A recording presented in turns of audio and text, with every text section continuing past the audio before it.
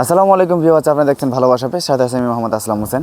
আমার আজকের এই ভিডিওটা হচ্ছে সাউথ আফ্রিকার বর্তমান পরিস্থিতি নিয়ে এবং ভবিষ্যতে যে ডিসেম্বর আসতেছে সেই ডিসেম্বরের কিছু অগ্রিম বার্তা নিয়ে আপনাদের মাঝে আমি হাজির হয়েছি। তো পুরো ভিডিওটা কন্টিনিউ করবেন, তা না হলে কিছুই বুঝতে পারবেন না এবং আপনারা এই ভিডিও থেকে কোনো হেল্পও পাবেন না।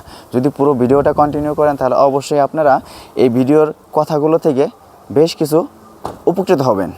তো চলুন আমরা চলে যাই মূল ভিডিওতে। তো ভিউয়ার্স, আমি যেটা বলতেছিলাম, বর্তমানে আমাদের যে লোকেশনটা রাষ্ট্রনবাগে সেখানে প্রচুর পরিমাণে চোর বেড়ে গেছে এবং চুরি হচ্ছে। তো সেই ক্ষেত্রে দেখা গেছে যে ডিসেম্বর আসার আগেই যেহেতু এভাবে চুরি বেড়ে গেছে, সেক্ষেত্রে এর মূল কারণটা হচ্ছে বিশেষ করে আমরা নিজেরাই।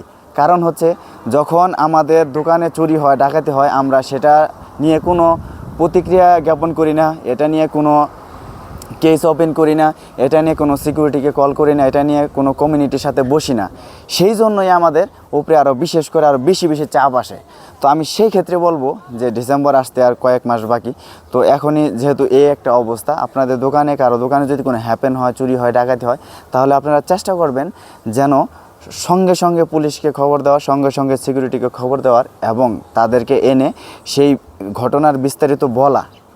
কারণ হচ্ছে আমি এই কথাটা এই জন্যই বললাম, যদি আপনি সেই পুলিশের কাছে রিপোর্টটা দেন, একজন, দুজন, তিনজন, যদি আমরা এরকম যার দোকানে এই হ্যাপেনগুলো হয়, ঘটনাগুলো ঘটে, তখন প্রত্যেকে যদি এই রিপোর্টগুলো করে, তাহলে প্রত্যেকে দেখবেন যে সেই রিপোর্টগুলো গিয়ে গিয়ে পুলিশ স্টেশনে জমা হচ্ছে। এবং যদি আপনার নিকটস্থ আপনার এরিয়ার সেই পুলিশ স্টেশন থেকে পুলিশরা যদি পদক্ষেপ নাও গ্রহণ করে, কিন্তু সেগুলো যখন অনলাইনে চলে যাবে রেকর্ডগুলো, তখন উপরস্থ যেই কর্মকর্তারা আছে বা হেড অফিসগুলো আছে সেখান থেকে কিন্তু তাদের উপরে চাপ আসবে যে তোমাদের লোকেশন থেকে এত পরিমাণে কেন এরকম কেস ওপেন হচ্ছে, ডাকাতি হচ্ছে, চুরি হচ্ছে, তোমরা কি এটার কোনো পদক্ষেপ নাও না?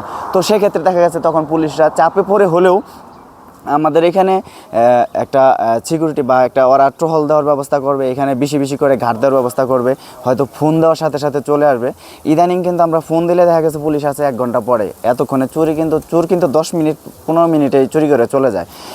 ইতিমধ্যে গত পরশু দিনকে শুক্রবার দিন আমার পাশের এক দোকানে হ্যাপেন হয়েছে। তো ও পুলিশ কল করছে, সাথে সাথে আসতে কেস ওপেন করছে।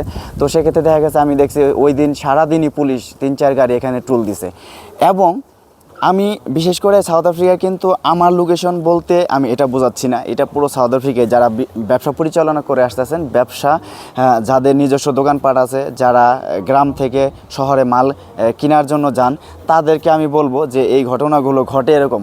আর ঘটার পরে আপনারা যদি সেই ক্ষেত্রে কেস ওপেন না করেন, সেক্ষেত্রে আপনি যদি এইসবের বিরুদ্ধে পদক্ষেপ না নেন, তাহলে কিন্তু আপনার সাথে সাথে আপনি চুপ করে গেলেন, আপনার একটা ক্ষতি হলো, আপনি চুপ করে গেলেন, কিন্তু আপনার পাশাপাশি আপনার এই যে ওরা যে একটা সাহস পেয়ে গেল, সেই সাহসের পরিপ্রেক্ষিতে ওরা কিন্তু অন্য আপনার পাশের দোকানে আবার চুরি করবে, কিংবা সে এগেইন আপনার দোকানে আসবে।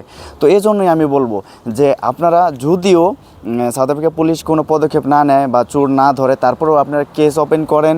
যদি ওরা টহলটা বাড়ায়, যদি ওরা টহলটা দিয়ে আপনার পুরো এলাকায় পুলিশ 3-4 বার টহল দেয়, দেখবেন একটা চুরি করতে আসলেও ওরা ধরা পড়ে যাবে, কিংবা ওদের সাথে অস্ত্র থাকলে ওরা ধরা পড়ে যাবে, কিংবা চুরি করার সাহসটা পাবে না।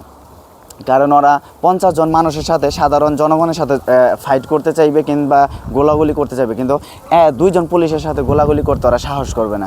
কারণ পুলিশ ফোন দিলে কন্ট্রোল রুম থেকে বেশ কিছু ফোর্স, ইমার্জেন্সি ফোর্স চলে আসবে।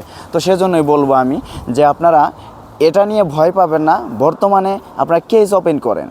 কারণ পুলিশ চোর ধরে, ডাকাত ধরে কিংবা না ধরে সেটা তাদের ব্যক্তিগত ব্যাপার।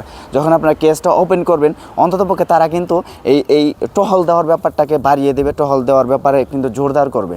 কারণ যেহেতু ডিসেম্বর আসতেছে, ডিসেম্বরে কিন্তু আমরা কিন্তু নিজেরাও পাহারা দিই রাত্রে, সেটা কিন্তু আমাদের জন্য একটা রিস্ক হয়ে যায়। রিস্ক হওয়ার পরেও আমরা পাহারা দিই, কেননা একটা বাঙালি ভাইয়ের দোকানে বা একটা পাশে একটা দোকানে যদি একটা হ্যাপেন হয়ে যায়, একটা হ্যাপেন কিন্তু সারা জীবনের কান্না, একটা ফ্যামিলি ধ্বংস হয়ে যাচ্ছে, একটা ফ্যামিলি নিঃস্ব হয়ে যাচ্ছে। এমন হতে পারে যে একজন যে ব্যক্তি সাউথ আফ্রিকায় দোকানটা পরিচালনা করতেছে, তার এই ইনকামের উপরে সেই ফ্যামিলিটা চলতেছে। সেক্ষেত্রে আমরা বলবো যে আপনারা কেস ওপেন করেন, সিকিউরিটিকে ফোন দেন, তাদের সাহায্য নিন, আপনারা অনলাইনে আপনার রিপোর্টটা করলে বা আপনারা নিকটস্থ থানায় গিয়ে আপনারা কমপ্লেন করেন, তাহলে অনলাইনে আপনাদের এই রিপোর্টটা চলে যাবে এবং আপনাদের এখানে টহল বাড়াবে। এটা নিয়ে ভয়ের কিছু নেই। আর এবং যেখানেই ব্যবসা পরিচালনা করেন না কেন সাউথ আফ্রিকায়, তো আপনারা সতর্ক থাকবেন, ভালো থাকবেন এবং যেটা সবচেয়ে বড় একটা ইম্পর্ট্যান্ট কথা সেটা হচ্ছে আপনারা চোর আসলে কখনোই তাদের সাথে ফাইট করতে যাবেন না, চিল্লাচিল্লি করতে যাবেন না। তারা যেহেতু ঢুকেই গেছে তাহলে মনে করবেন যে রিজিক এইটা নাই, ও নিয়ে যাবে, তো ওকে দিয়ে দিবেন। তাহলে অন্ততপক্ষে আপনার জানটা বেঁচে যাবে। পরবর্তীতে আপনি হয়তো টাকা কামাতে পারবেন, কিন্তু আপনার লাইফটা চলে গেলে আর টাকা কামাতে পারবেন না।